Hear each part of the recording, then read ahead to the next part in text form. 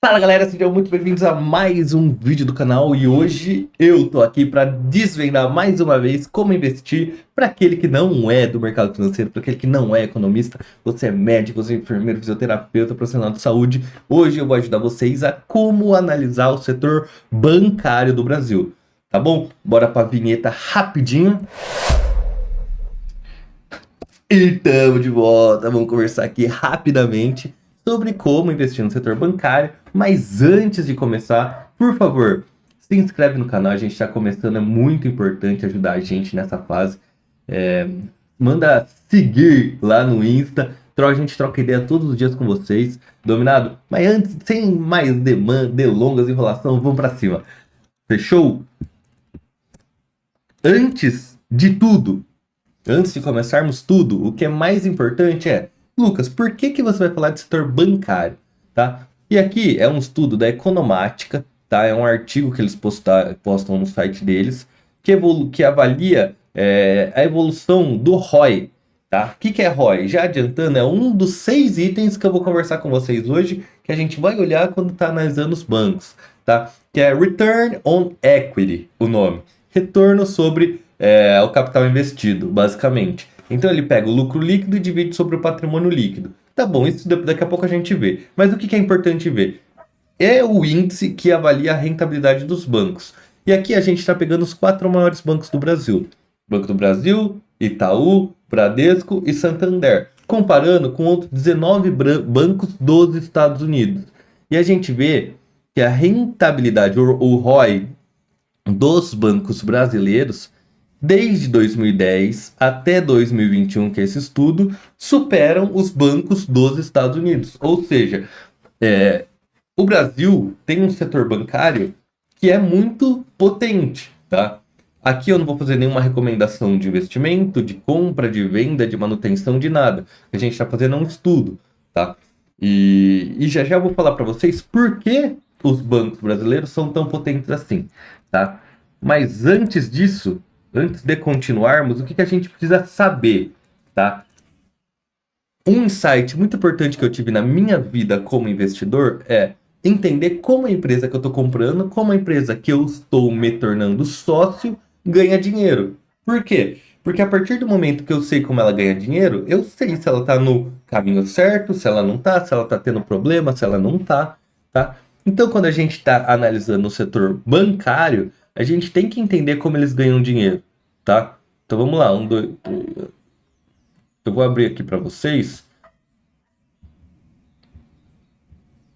o básico de como os bancos ganham dinheiro, que é emprestando dinheiro para as outras pessoas. Ou seja, o que o banco faz? Liga para você, pessoa física, liga para você, empresário, liga para microempresas, liga para empresas gigantes e fala assim: você quer construir um projeto e não tem dinheiro? Eu tenho dinheiro. Toma aqui o dinheiro, depois você me paga com juros. Esses juros, que é a diferença entre o valor que o banco emprestou, o valor que o banco vai receber futuramente, é a margem financeira, que vai aparecer quando vocês lerem margem financeira, é isso, tá? Então a principal forma que os bancos ganham dinheiro é através disso, tá? Às vezes eles fazem aplicações com com o dinheiro que tem nas contas e depois vão restituindo, tá? Então o banco, o ativo financeiro do banco é o dinheiro. Então ele investe, devolve, cobra juros, não cobra, tá? Cobra TED, agora tem Pix, né? Mas antes cobrava TED, depósito à vista, produtos de investimento. E agora, isso que eu tô falando são os bancos em gerais. E os Estados Unidos acaba se limitando, geralmente, em alguns casos, nesse tipo de produto. Os bancos do Brasil, lembra que eu falei que eles têm um ROI um pouquinho maior? É porque eles já estão partindo para outras coisas, tá? Como assim outras coisas, Lucas? Os bancos do Brasil, na verdade, eles já são um verdadeiro conglomerado financeiro. Olha o que eu escrevi aqui. Eles são um conglomerado financeiro. Então eles têm a parte de seguros, eles têm a parte de emissão de cartão, de administração de fundo, de consórcio, de sociedade com outras empresas. Então sempre que a sua gerente te ligar e falar assim, olha, tem um seguro legal aqui para você ver, Olha, tem um fundo de investimento muito top para você guardar seu dinheiro, fazer um investimento, resgatar. É super 10. Aí você vai ver, tem uma taxa de administração absurda, que é onde os bancos geralmente conseguem ganhar dinheiro, tá? Os consórcios, os primeiros, sei lá, 30 meses de pagamento do seu consórcio, você não está pagando seu consórcio, você está pagando as taxas do banco, tá? Então, no nosso Instagram, efemmed underline, a gente tem um destaque só sobre vantagens, se é que tem alguma, e desvantagens do consórcio, tá? O Itaú, por exemplo, ele juntou com a Engie, que é uma empresa, a maior empresa geradora de energia aqui do Brasil, privada, e fizeram uma sociedade para construir uma nova geradora.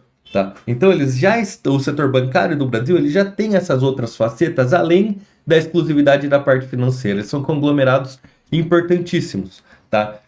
E aí, só uma dica, quando você for ver o resultado do Itaú, por exemplo, eles colocam isso daqui, ó. Eu vou mostrar para vocês. Receita de prestação de serviço e resultado de seguros. Isso é tudo que vai além da margem financeira, tá bom? Cartão de emissão de cartão de crédito, serviço de conta corrente, TED Doc, por exemplo, o serviço de recebimento, corretagem e taxa de câmbio da Avenue, que é uma empresa de investimento no exterior muito boa.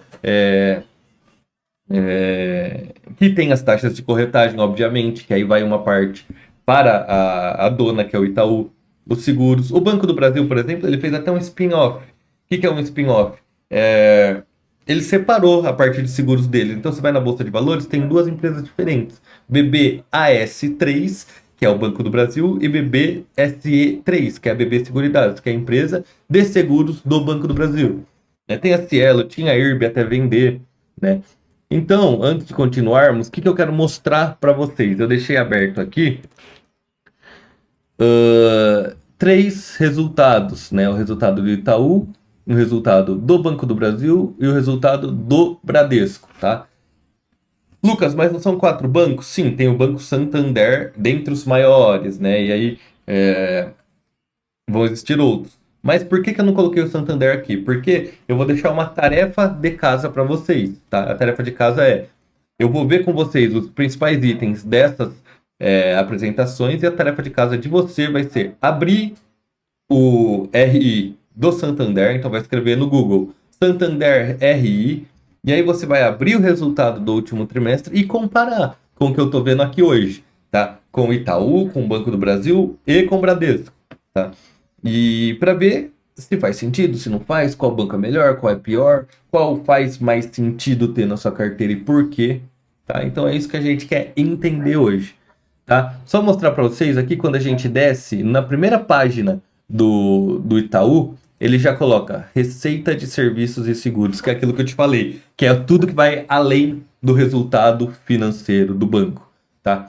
Aqui, ROI, Return on Equity, que a gente conversou, que é a principal métrica de rentabilidade dos bancos, subindo, tá? Consolidado aí no Brasil, tá? Aí essas outras coisas aqui eu vou conversar com vocês, tá bom? São coisas que são importantes, certo? Então vamos voltar aqui para nossa página do Word e eu vou descer para a próxima coisa que eu quero conversar com vocês. Se a gente sabe como um banco ganha dinheiro, a gente também tem que saber quais são as despesas do banco, tá? Então deixa eu tirar aqui.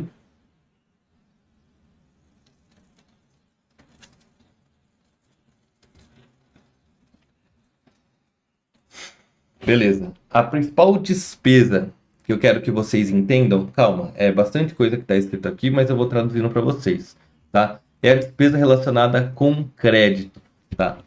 Então, por quê? O que acontece isso? Lembra que eu falei que a maior lucratividade do banco é ele chegar para uma pessoa, chegar para alguém, para uma empresa ou para alguma microempresa e falar, olha, eu te empresto e depois você me devolve?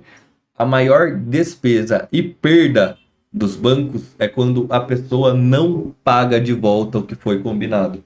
Muitas pessoas, muitas empresas acabam decretando falência, acabam decretando eu não tenho como pagar. E aí os bancos ficam nessas despesas. Por quê? O banco é obrigado a já deixar separado o valor que ele pode não receber, que ele pode ter problema, o valor que ele está emprestando para pagadores duvidosos, tá? Isso desconta diretamente do que entra, tá? Ele não vai afetar o lucro líquido final, mas ele vai descontar já na receita, no que está entrando, tá? Então a lucratividade e o operacional do banco vai depender disso. Essa é uma parte um pouco mais técnica da DRE, que é a demonstração financeira dos bancos, mas isso já é descontado dos bancos. O que eu quero dizer com isso? Que a parte de receita, de EBITDA, desse tipo de coisa é um pouco mais difícil da gente analisar nos bancos. Então, o que eu quero que vocês vejam nos bancos, principalmente, é o lucro líquido, tá? Certo? E aqui a gente tem que entender que uma coisa que é importante dos bancos é ele ser diligente, ou seja, não emprestar a qualquer custo. Vou mostrar para vocês exatamente agora o porquê que hoje, atualmente, o Bradesco está tendo dificuldades. Isso replica na cotação do banco. A gente vai ver daqui a pouco que o Bradesco caiu muito porque ele emprestou dinheiro, muito dinheiro, para quem não conseguiria pagá-lo. Então ele tem uma provisão para devedores duvidosos, que vai ser o que a gente vai ver um pouquinho mais à frente, muito alta, tá? Beleza, então vamos continuar. Acompanhar a qualidade do crédito, tá bom? Índice de eficiência. Ele representa as despesas administrativas. Então a gente vai ver se o banco tem muita despesa, tá? Quanto menor, melhor, tá? Despesa administrativa sobre receita, tá?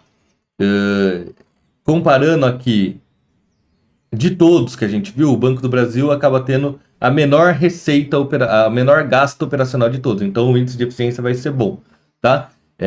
Eu vou mostrar aqui para vocês. Vamos lá. Aqui do Itaú, o índice de eficiência está em 45 em 19, estava em 2019, e a gente vê que ele vai caindo, né, ao passar dos anos. Chega aqui em 23 em 40%. A gente vê que é uma curva decrescente, tá? Quando a gente compara aqui com o índice de eficiência do Banco do Brasil, a gente vê que também é uma curva decrescente, mas ele já está aqui em 28%. Né? Então essa parte de despesas administrativas do Banco do Brasil, como eu falei, acaba sendo um pouco mais eficiente. O Bradesco, eu vou ver essa página com vocês daqui a pouquinho. Mas quando eu abro aqui o índice de eficiência do Bradesco, a gente vê que está num patamar um pouquinho maior, de 47%. Tá? As despesas administrativas estão um pouquinho... o índice de eficiência não está tão efetivo. Certo? Então, voltando aqui para a nossa página, o que eu quero falar agora para vocês é uma outra coisa que é importante, que é o índice de Basileia. Tá? Então, o índice de Basileia... ele vai medir basicamente a alavancagem do banco, tá? O que isso significa, Lucas? Ele vai medir quanto a empresa, qual o patrimônio, quanto a empresa emprestou, tá? Valor que a empresa emprestou comparado com quanto ela tem, tá? Ela vai avaliar basicamente o risco desse banco. Se esse banco está emprestando mais do que ele tem, se ele não está, se ele está seguro, tá? O índice de Basileia bom no mundo é maior que 8%, tá? No Brasil, o patamar é um pouquinho maior, tá? Geralmente a gente coloca em 11%. Porém, que a gente tem que ficar atento mais é nos bancos um pouquinho menor. Nos maiores bancos, nos bancões, a gente não costuma ter problema com o índice de Basileia, tá? Então vamos ver aqui, Itaú, Basileia, 12,2 mais 0,9 dá 13,1%, tá? Então o índice de Basileia é alto. Vamos por aqui no Banco do Brasil. Basileia, 12,5%, 12,5%. Então, maior que 11%, super alto. Bradesco, Basileia, 13,4%. Então, a gente vê que esses bancões estão super saudáveis. Agora, se você vai investir o BTG Pactual, por exemplo, é um banco de crescimento importante. Tem que avaliar índice de Basileia. Tá? Banco ABC, Nubank, Banco Inter. Todos esses, mesmo sendo banco grande, a gente tem que estar sempre avaliando. Os menores ainda nem se fala, tá bom? Então, é uma avaliação que, se não tiver dentro desse parâmetro, dentro desse parâmetro aí dessa margem que a gente conversou, tem que abrir o olho, tá? Porque é um índice que é muito importante, tá bom? Ahn, Outra coisa que a gente tem que ficar atento, se o índice de Basileia estiver muito alto, passando de 15% aí, também não é tão bom, porque aí o banco não vai estar conseguindo aproveitar todas as oportunidades que ele tem, né? Em que sentido, Lucas? Se ele tem um tanto de dinheiro para emprestar e não está conseguindo emprestar tudo, para fazer render, para aumentar sua rentabilidade, também não é tão bom. Tá? Banco trabalha, lembra que a gente falou, com ativos financeiros. Então, se ele está emprestando, é porque ele está conseguindo gente para devolver. Lembrando, a gente quer bons pagadores de crédito, né? Então, pessoas que vão te pagar, tá bom? Então, a gente quer entre 11, 14, 11, 14,5%. Esse índice de Basileia tá maravilhoso, tá? Trabalhar nessa margem de 12 que alguns bancos que a gente viu tá trabalhando, nossa, é excelente, tá bom? Próxima, índice de inadimplência de 15 a 90 e de mais de 90 dias, tá? Esse aqui é muito importante, tá? Então vamos ficar bem atento no que eu vou falar agora, tá? Isso que eu coloquei aqui, NPL, é porque no Banco Itaú, por exemplo, eles colocam essa sigla para índice de inadimplência, ao contrário de PPD, tá? Provisão para pagadores duvidosos. Non-performing loan, crédito sem performance, né? Que é para como o Banco Itaú coloca. O que isso significa?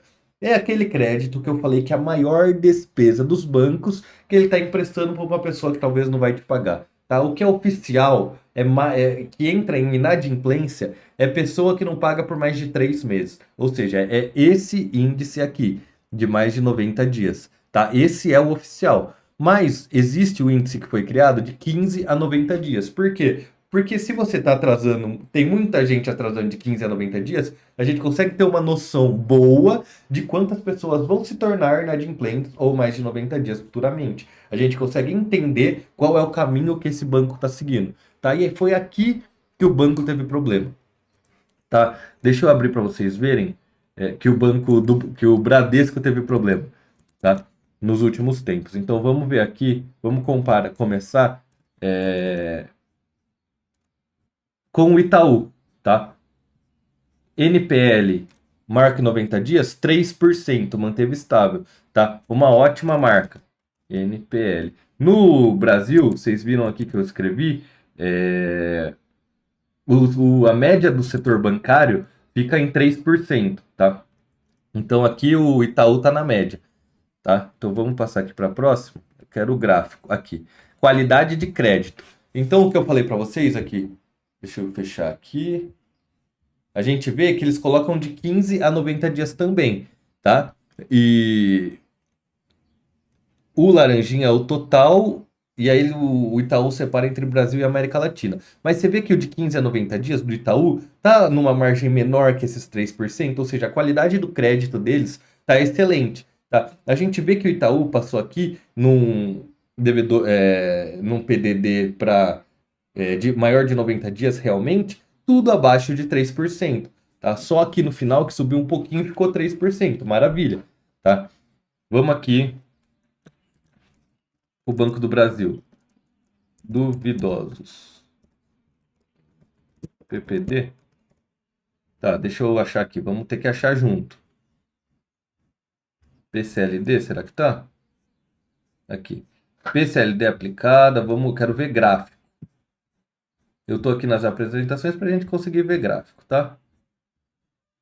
Despesas administrativas, índices de eficiência. Carteira de crédito aqui. Aqui, inadimplência mais de 90 dias, tá? Em porcentagem. A gente vê que o Banco do Brasil ele teve um aumento, tá? Um pouquinho acima dos 3% que a gente tinha combinado, tá? Não, desculpa. Inadimplente do Banco do Brasil é esse daqui, é o azulzinho. Então tá abaixo, tá aumentando, mas tá abaixo. É o que tá com menor índice de inadimplência nos três que a gente comparou, tá?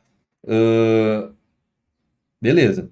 E aí, qual que é o problema que eu falei para vocês? Quando a gente vem aqui no Bradesco, o Bradesco ele teve uma previsão para pagadores duvidosos muito alta aí nos últimos tempos, né? Então aqui, PPD expandida.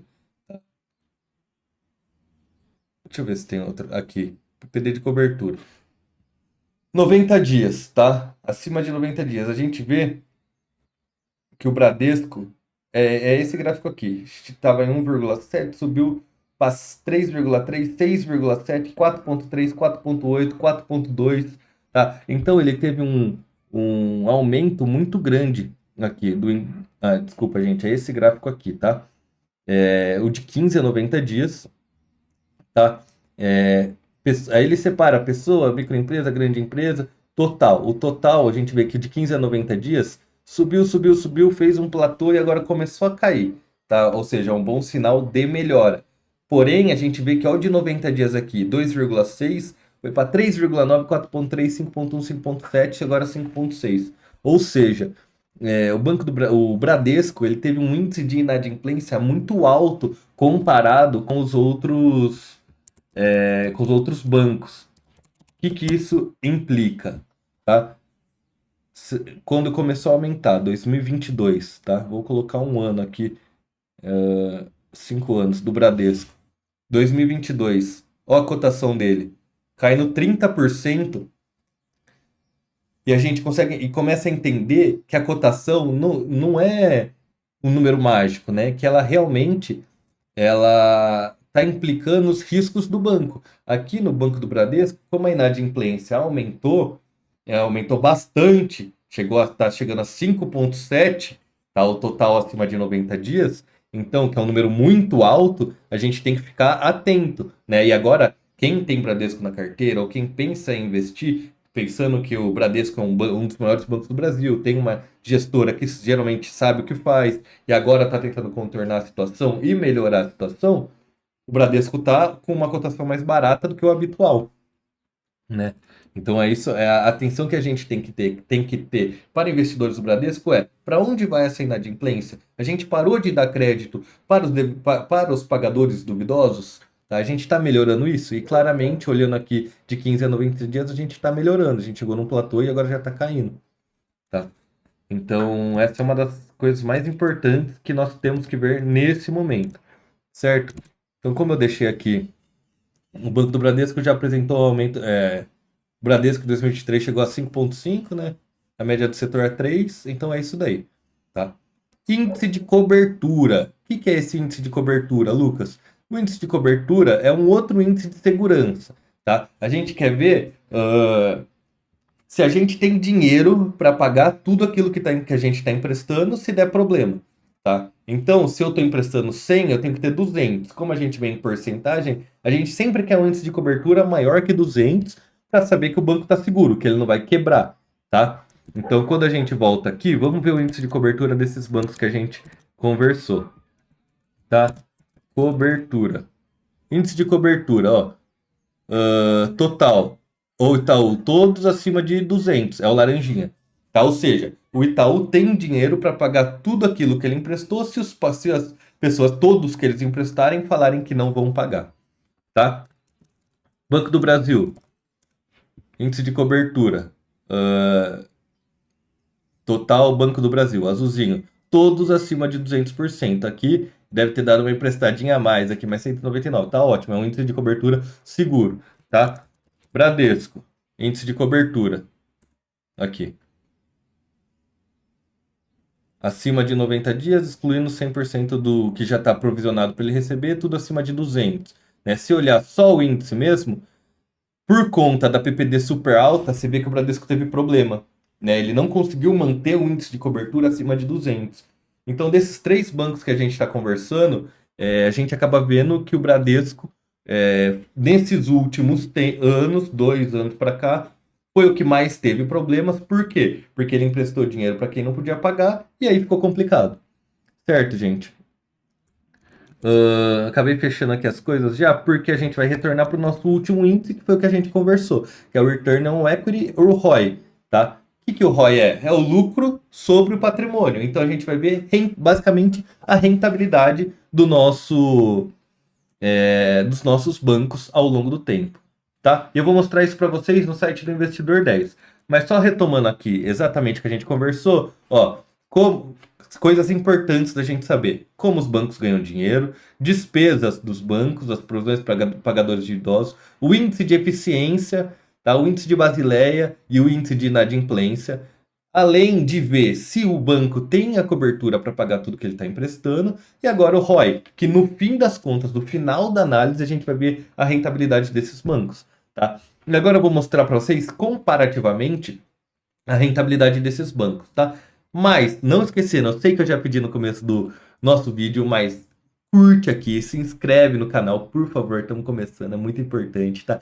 Manda lá no canal, Defin, manda sua dúvida. E a tarefa de casa é qual? Abrir o RI do Santander e fazer exatamente a comparação que eu fiz com vocês desses 6 índices.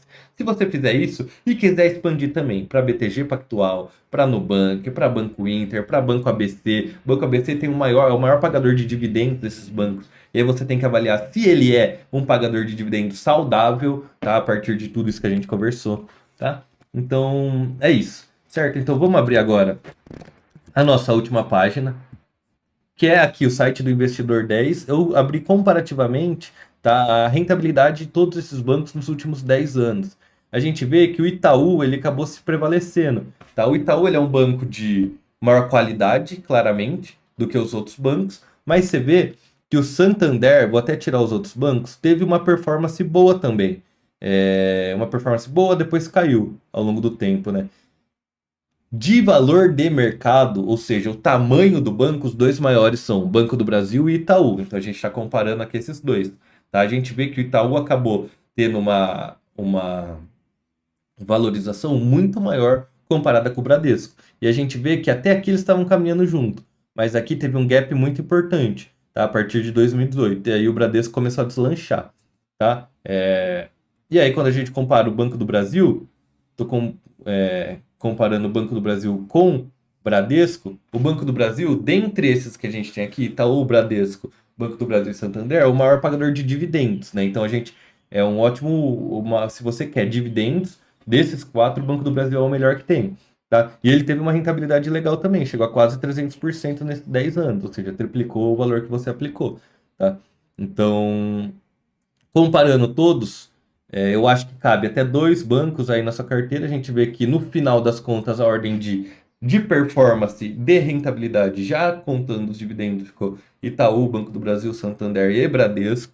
Tá? O Bradesco deu uma queda final nesses últimos tempos, principalmente pela piora da inadimplência. Tá? E aqui a gente consegue ver outras coisas também, evolução de receita, que é mais complicado em bancos, mas principalmente a evolução do lucro, né? A gente vê que o Banco do Brasil parou aqui nesses últimos tempos, principalmente por parte do agro, tá? E aqui o site do Investidor 10 ele também mostra comparativos, né? Comparativos de preço, de dividendos. Igual eu falei para vocês, olha o dividendo aqui do Banco do Brasil, tá? Ele acaba sendo o maior que tem. Certo, gente? Então era isso que eu tinha para falar para vocês hoje. Ahn, Qualquer dúvida, comentário, o que vocês quiserem falar, estamos aí à disposição, certo? Forte abraço, fiquem com Deus, beijo, tchau.